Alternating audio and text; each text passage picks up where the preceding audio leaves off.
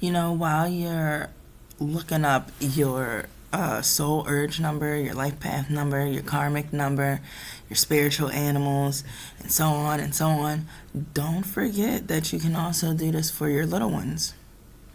So they don't have to worry about possibly having a midlife crisis later on in life, which is basically a form of spiritual transformation, and your soul basically yelling out to you saying that it's had enough, it's not happy, this is not what's making us happy.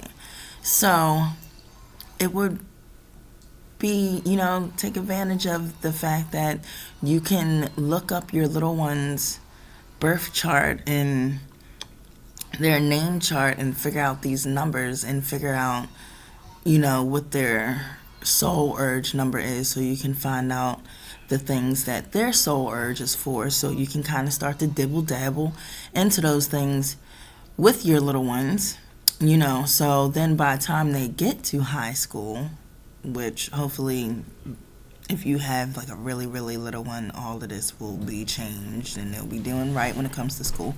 But anyway, by the time they get to high school and they need to make those choices, those life big time affecting choices that they give a teenager that's not even an adult yet, I can't get over that, to start their life. Okay, so they don't feel like they're just jumping in, or, they got a head start, a big head start. And it's not necessarily what maybe the school or whatever else is kind of leading them towards. It's their higher self, really. You came across this video, everything happens for a reason, so yeah. Why not start there with your little ones? And then, yeah. All right, that was just a little quick note. You can also use a lot of spiritual things that you're learning right now with your little ones, so they're tapped in.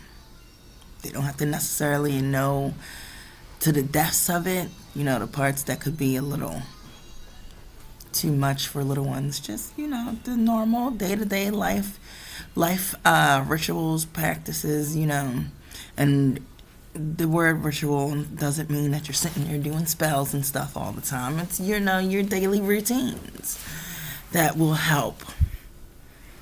Yeah, get them into wanting to sit under trees and hug trees. The benefits of that, and grounding themselves with their feet in the ground, while on, if you can, in the ground, while in the sand when you're on vacation. Oh my goodness. Talk about sitting there, that water and your feet in the sand. That's so much good, all of that. So yeah. All right, guys. Peace, not peace. That's war. Peace. Yeah.